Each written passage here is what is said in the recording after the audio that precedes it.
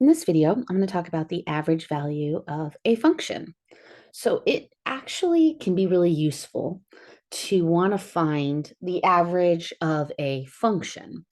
I thought the book kind of gave a really great example. Like consider the function that models temperature. Um, it would make perfect sense to want to find the average temperature over a period of a day. So this particular function that I kind of borrowed from the book has the temperature in Celsius, time is in hours, and they kind of modeled what it would look like for a 24-hour period, what the temperature ranges from, and then they drew a guess at the average, okay, what the average temperature would be. We're going to get more into that in a minute, but let's develop this idea. So if we want to find an average of an infinite number of values, we need to start with not an infinite number of values. So we're going to start with n values. So let's develop this formula. Um, so break up. We'll say our interval goes from a to b. Well, here, maybe I'll start with y equals f of x on x going from a to b. Okay, we'll kind of start with that. So break up a to b into n sub intervals. And from each sub interval, we'll pull some special numbers, which I will call x sub 1 star, x sub 2 star, all the way down to x sub n star, are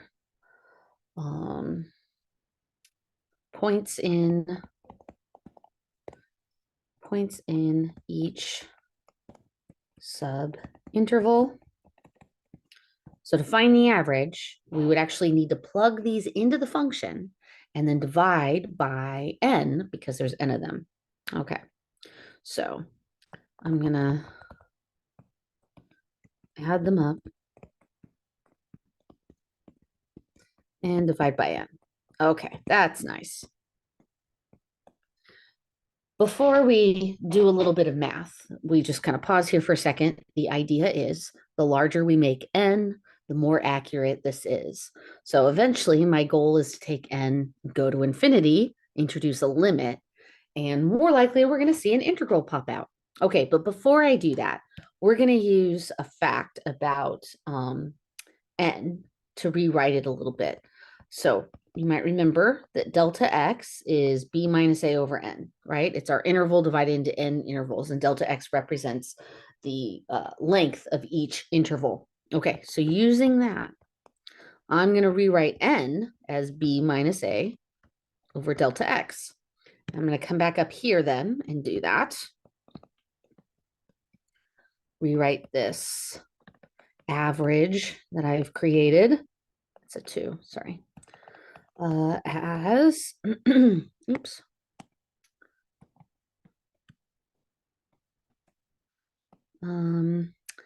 B minus A over delta X. Okay, so I'm going to flip that delta X. I'm going to bring the B minus A out to the front. So what I now have is 1 over B minus A. And then I'm going to go ahead and skip writing the second one because I'm getting lazy. And then delta X at the end. Okay, so I can rewrite this as the sum as, oops, I goes from 1 to n of f of x sub I star times delta x. And as I let n go to infinity,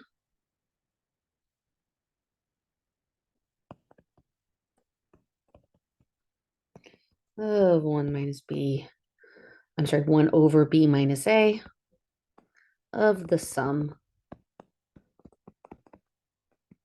What happens is the limit combined with the sum turns into an integral.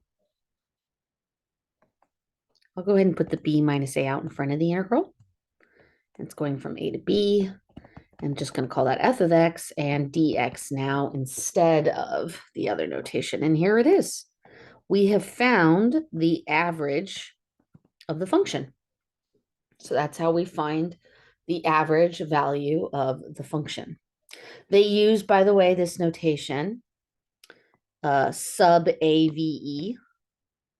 So this is average value of f, which is f sub AVE.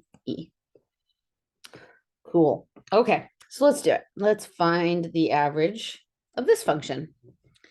1 plus x squared on the interval from -1 to 2. So there's our a, there's our b, and there's our f of x that we're going to plug on in there. Okay, so let's do this. Average, oops, it's supposed to be an e.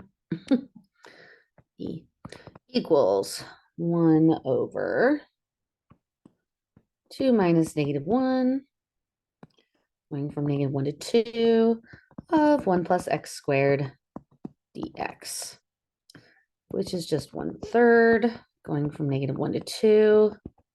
Okay, so the antiderivative of this is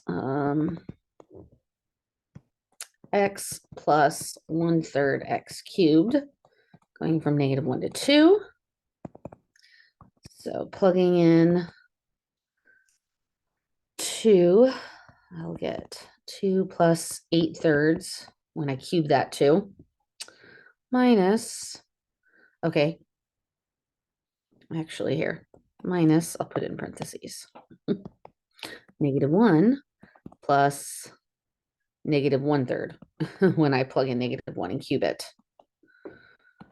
Okay, so let's see, that's going to be -4/3. Okay, and actually here, when I add those two, that's 14/3. So 1/3, 2 plus, here, I should put this in a giant bracket, sorry. 2 plus 8/3 should come out to 14/3. And then that's going to be a -4/3, but it's going to become plus 4/3, which is 18/3. 18/3 is 6. And then times that 1/3 is going to be 2. Wow, there we go. All right. Cool.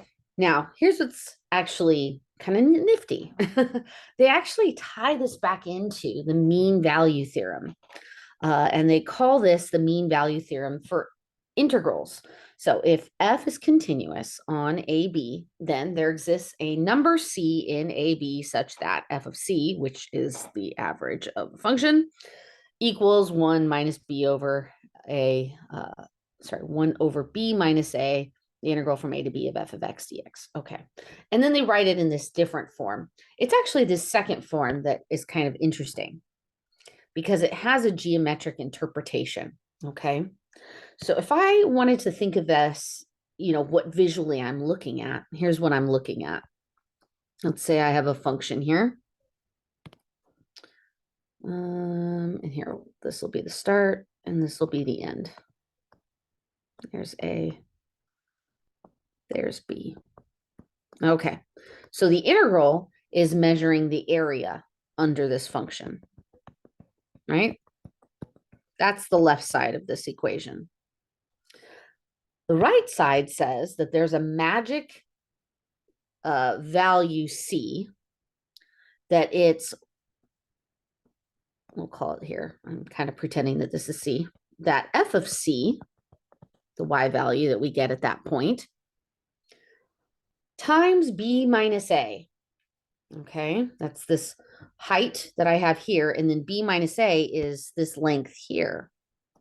So actually what we're talking about visually would be a rectangle, because the height would be f of c, and then b minus a would be the base of the rectangle. So what we're saying is that the area under the curve is equal to the area of this rectangle. That is kind of the visual interpretation of the mean value theorem for integrals. Now, I want to prove the mean value theorem for integrals, and it uses a combination of the mean value theorem and the fundamental theorem of calculus. All right. So let's refresh our memory of what the mean value theorem is. Okay. The mean value theorem says that if f is continuous on an interval a, b, and differentiable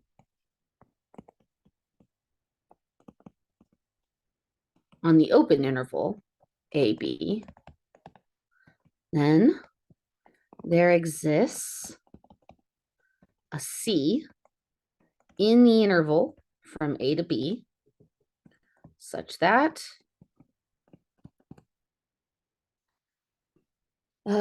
there's a couple ways of saying it, but I think the way they favor it is f of b minus f of a equals f prime of c times b minus a. I believe that's the one they favor in this book. That's the mean value theorem. Okay, so as I said, we're going to use a combination of the fundamental theorem of calculus, and really I'm going to kind of gear myself towards proving what I have highlighted above. And actually, if you kind of look at what I have written right here, you can kind of see the second part already somewhat sitting there, right? Except there it's not a derivative. And the left side, we need to turn into an integral. Okay, so here's how we're going to do that. This is the loose statement of the mean value theorem. And in fact, if it helps make it easier on your brain so that you don't confuse the f that we're about to work with, you could call this g. G is continuous, so that g of b minus g of a equals g prime, just so you're not like confusing it with the function we're about to work with. Okay, so here's the proof. Let f of x, capital F of x, equal the integral from a to b of f of x dx. All right. Oh, and actually here, to make it easier, sorry, I'm going to make some changes. Hold on. I'm going to change this to t, and I'm going to use the part of the fundamental theorem of calculus that we basically can take the derivative of the integral. Okay, so by the fundamental theorem of calculus,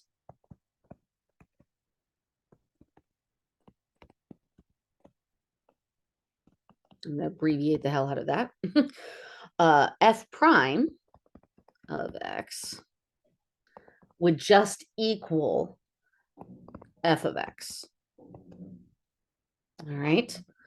They would be equal to each other. All right, so here we go. According to the mean value theorem, this function is continuous. Well, hold on, not according to the mean value. So in general, sorry, defining the function as an integral, this function is going to be continuous and differentiable by the way we've designed the function. So our function is both continuous and differentiable. All right. Therefore, by the mean value theorem,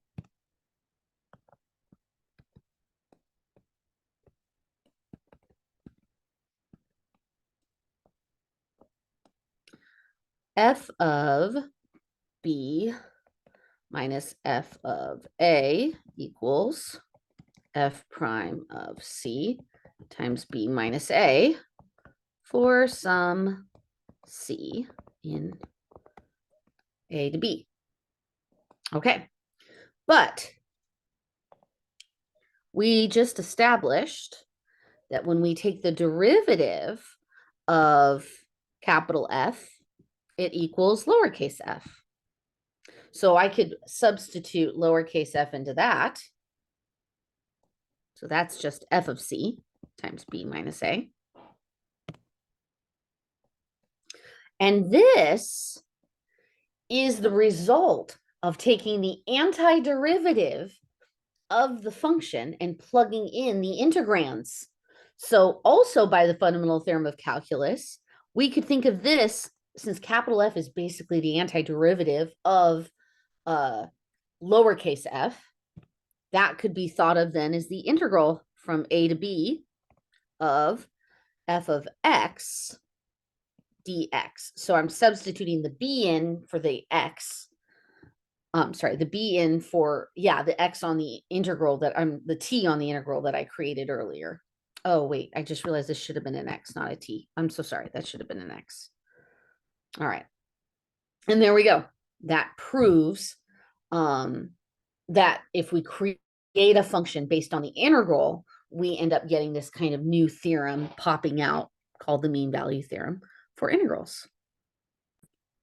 Okay, so let's just try an example. Let's find the value c for f of x equaling 1 plus x squared. So our previous function, we're going to find the magical value c from the mean value theorem for integrals. Okay, so here's what we know. The theorem says that from -1 to 2 of 1 plus x squared dx, that should equal, some magical c, which we'll just call c, where c happens to be, in the interval from 1 to 2. Actually, I think it could be thought of as a closed bracket. I don't think I had to do an open bracket. So I think that's actually written correctly. Times 2 minus -1. That's b minus a. Cool. All right. So the left part of this, we should be able to calculate, right, as the integral. But before we do that, we don't need to work that hard. This, if I move this to the other side and put it over here, 2 minus -1, this is what we did earlier. This is the average value for that function.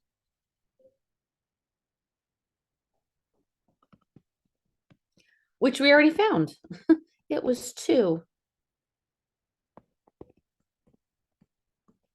So basically, we just have to figure out when f of x comes out to 2. So f of x is 1 plus x squared. I want to figure out when that comes out to 2. So here, I'll call it c, because that's the special x value I'm plugging in that's going to give this to come out to 2. Okay, so solving for c, that's going to be 1. So c is going to be plus or minus 1. And that means that both +1 and -1 will end up giving me the magical geometry. Okay, so here, let's just take a second and actually look at the geometry really quick. Here's what we got. So this function, 1 plus x squared, that's just a parabola shifted up 1. Okay, so 1 plus x squared. And then they said they're interested on this from the interval from -1 to 2. So that's what this parabola looks like. Okay, so the area under here, this area right here, should be the same as the rectangle given at c equals either -1 or +1. Okay, so +1, if I draw this better, dork, draw this better, Allison. There we go. Okay. +1 happens to be the exact same value we get at -1. Oh, that's why it turns out both of them, they both give us the height of this rectangle. And so they're saying that this rectangle has the same area as the area under the curve. So nifty.